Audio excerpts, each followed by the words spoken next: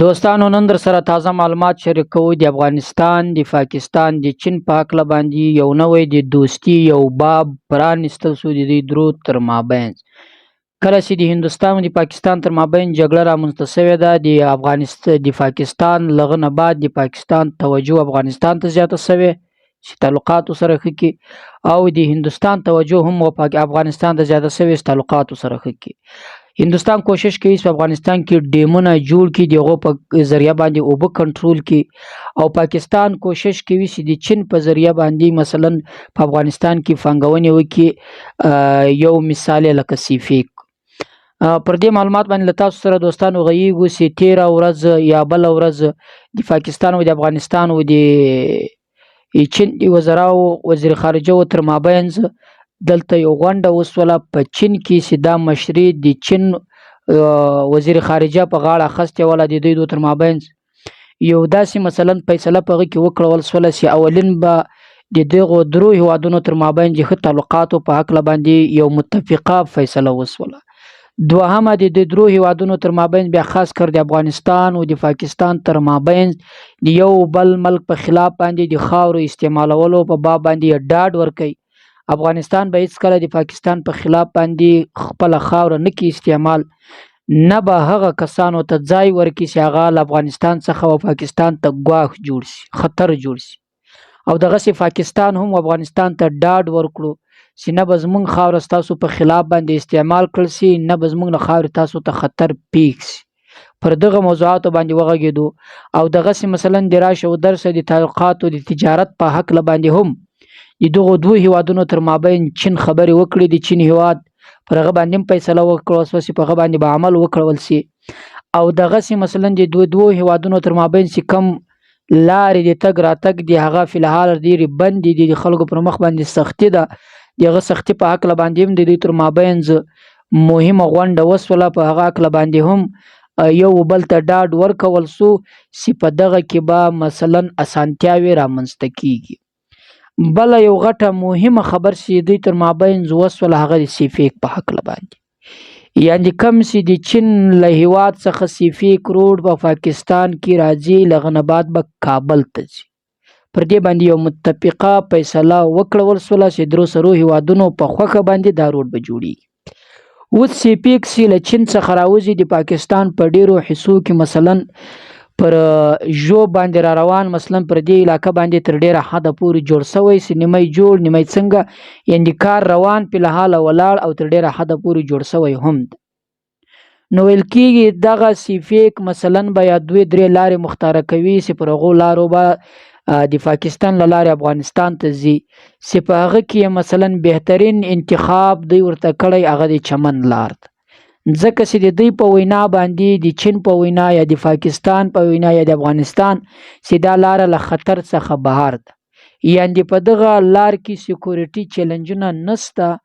امنیت نورو له لارې پرته لکه وګورو زیات ده. نو د دوی کوشش دا ده چې له دغې لارې څخه د کندهار سپین بولدک پر لاره باندې کابل ته یو سیفیک روډ جوړ کړي. او بله لاره د دې لپاره چې انتخاب شوې ده د تورخم بارډر له لارې چې هغه مثلا تر ډیره حده پورې د امنیت لاره ده.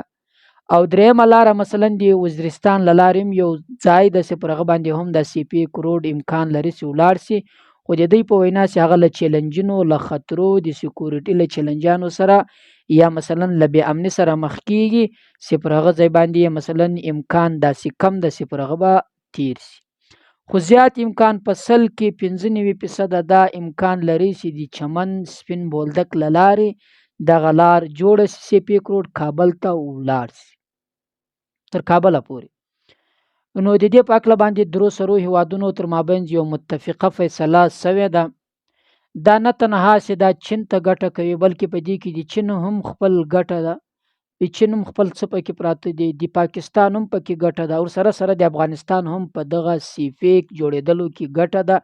تاسو ته معلومه ده پر کم ځای چې دومره غټ روډ، پر کم ځای چې دومره غټ سړک راسي، د هغې شاوخوا علاقه ټوله ورسره آبادیږي، د هغې علاقې خلک په کارو سره بوخت کېږي، د کار زمینه به ورته برابرېږي، او د هغې علاقې مځکې چې دي هغه قیامتداره لوړې کېږي. نو دا یو ښه فیصله ده که په دې باندې عمل وکړول سي. دا د درو سرو هیوادونو تر مابین یو ډیر بهترین عمل ده. خو دا په 2023 کال کې هم داسې فیصله سوې چې په هغه باندې عمل نه ده سوی تر اوسه. بیا موږ او تاسو وینو په 2025 کال په 21 د مۍ یا د 20 د مۍ یو داسې فیصله سوې چې د درو هیوادونو تر مابین د سیفیک روډ به جوړیږي. اوس په ډیرو خلکو سره دا سوچ فکر پیدا کیږي، یو سوال چې دا به کار څه وخت باندې شروع کیږي، په څه وخت کې، آیا امکان لري دا جوړ شي که نه شي؟ دا تاسو ته معلومه ده چې د پاکستان په ډیرو حصو پر ډیرو ځایو باندې دا روډ یا جوړیږي یا جوړ ده یا روان ده یا تر ډیره حده پورې جوړ ده، فلحال کار معطله ده. خو دا یو اټکل سوی ده. د دوی مثلا د درو هیوادونو لخوا په افغانستان کې به څه وخت افتتاح کیږي، د دې په هکله باندې سرکاري تاریخ نه دی ایښودل سوی، خو امکان لري، ویل کیږي چې دا باندې عمل سوی ده، فیصله سوی ده. خو دا کار په افغانستان کې سیفیک روډ د جوړېدو دا به هلته پیلیږي، شروع کیږي به یا د 2025 په پای کې چې اخري میاشتې سي، یا به د 2026 په شروع کې مثلا د دې په هکله باندې به اعلان کیږي او دا کار په افغانستان کې شروع کیږي، مثلا داسې ویل کیږي. تر اوسه پورې داسې تاریخ یې معلوم نه ده. او د دې په هکله باندې به دا خرچه به څوک کوي، معلومه خبره ده چې زیات تعداد خرچه به د دې سیفیک روډ چې څومره دی چین به پر غاړه اخلي، او د پاکستان په حصه کې چې دا مثلا په نیمای بیه به یا ویل کېږي د قرض له لحاظه به مثلا چین له دوی سره مثلا دا کومک کوي چې د دې حصه د دې مالیت د دې خرچه پر ځان باندې اچوي. او د افغانستان په مځکه کې چې جوړیږي، فلحال ویل کېږي چې افغانستان د اقتصاد له لارې کمزوری هیواد ده، نو دا معلومه خبره ده چې دا ټول مالیت دا ټوله خرچه به چین پر خپله غاړه باندې اخلي، یا به د چین سرکاري کمپنۍ کوي، یا به په طور مثلا ورته فنډ یو پیکیج په اعلان په طریقه باندې دا روپۍ ورکوي، او دلته به تر کابل پورې مکمل دا یو سیفیک روډ جوړیږي چې له کابل څخه تر پاکستان، له پاکستان څخه تر چین پورې مثلا د افغانستان په خاوره کې جوړیږي. د دې مالیت، د دې خرچه، د دې سرمایه کاری به ټوله چین پر خپله غاړه باندې اخلي، ځکه چې ویل کېږي چې افغانستان په الحال د اقتصاد له لارې څخه یو څه کمزوری ده. بله دا خبره چې مثلا پر دې به څومره خرچه راځي پر دې روډ باندې، اټکل ویل سوي دي چې مثلا دا روډ چې په دومره تعداد باندې تر دومره ځایه پورې جوړیږي، دا کېدلی شي 80 اربه ډالر یا 65 اربه ډالره پانګونې ته ورسیږي، د دې خرچې ته ورسیږي. خو داسې تر اوسه پورې داسې معلوم تعداد یې نه ده معلوم. دا مثلا ماهرین وایي چې دومره ځای چې جوړیږي داسې سیفیک روډ هغه کېدلی شي چې دومره خرچه وکړي. نو دوستانو دا د افغانستان او د پاکستان تر مابین د چین تر مابین یو داسې فیصله ده چې یقیني د ستایلو وړ ده. الله دې وکړي چې په دې باندې عمل وکړول شي. الله تعالی دې وکړي چې د درو هیوادونو بیا خاص کر د افغانستان تر مابین چې کم تاوتریخوالی یا پر مثلا پر دې کرښو پر دې سرحد باندې رامنځته کیږي، یا د دې تر مابین مثلا جګړې رامنځته کیږي پر پوسته جوړولو، پر چک پوینټ جوړولو، یا د دې تر مابین د ولس پر سر باندې جګړې رامنځته کیږي چې دا نور ختم شي، دا بد امني که په پاکستان کې او که په افغانستان کې ده. خو یوه خبره یاد وساتئ، مخکې ما هم درته ویلي چې افغانستان اوسنی نظام طالبان دا داسې دي، هر کار یې په نره ده، دښمني هم په دښمني ده په نره، او دوستي هم په دوستي ده. که چیرې پاکستان دته د دوستي لپاره ښایسته